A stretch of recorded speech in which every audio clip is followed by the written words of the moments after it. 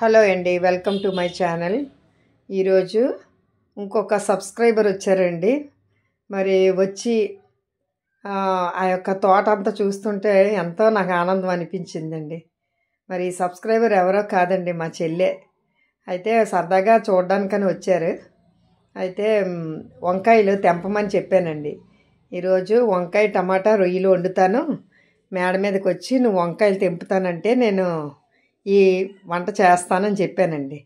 అయితే వాళ్ళకి కూడా చూడాలి కదా వంకాయలు ఏ విధంగా పెరుగుతున్నాయో.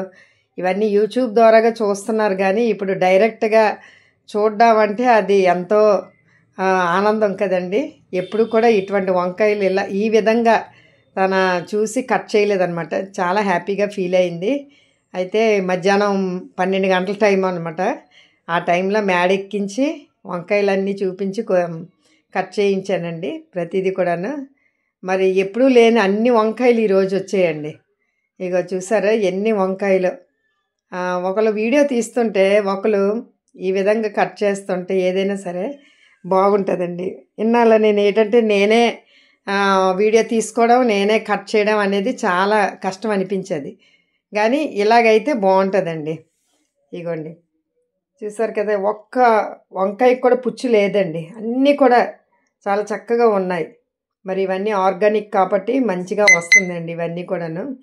ఇంకోటి ఏంటంటే ఒక చిన్న ప్లేస్ ఉన్నా ఇలాంటి చిన్న చిన్నవి మనం పండించుకోవచ్చు. ఈ ముఖ్యంగా ఎండ తగలాలండి ఏ మొక్కలకైనా. ఇంకోటి ఏంటంటే గెత్తం అనేది బాగుండాలి. మనం ఎంత పెంచినా గెత్తం అనేది సరిగ్గా లేకపోతే అది మంచి ఫలాన్ని ఇవ్వదన్నమాట. ఏం లేదండి, రోజు మనకు వచ్చిన కిచెన్ వేస్ట్, మరి ఈ పేడ గెత్తం, ఈ మట్టి, పాత మట్టి అయినా పర్వాలేదండి, ఉంటే చాలండి. రోజు కూడాను మనం ఏ ఆహారం తీసుకుంటున్నామో ఆ కిచెన్ వేస్టే మనం వేసేస్తే అవి డైరెక్ట్గా వేయకుండా మనం కొంచెం మొక్కకి దూరంలోనే వేస్తే మరి బలంగా ఉంటాయండి ప్రతిదీ. ఇప్పుడు 2 సంవత్సరాలకి మళ్ళీ టమాటోలు వచ్చాయండి. చూసారు కదా, టమాటోలు మరి ఎక్కువగా పండలేదు, కానీ 2 చిన్న కాయలు వచ్చాయి. ఇంకో దగ్గర టమాటా బాగా గుర్తులుగా ఉందండి, కానీ పచ్చికాయలు అనమాట. ఇగోండి ఇవి చూసి మరి ఇప్పుడు చూసారు కదా వంకాయ టమాటా రొయ్యలు మరి ఎంత స్పీడ్గా ఉడికిపోయిందంటే అంత ఒక పావు గంట 20 నిమిషాలండి వంట అయిపోయిందండి. చూసారు కదా ఎంత రుచిగా ఉన్నాయో.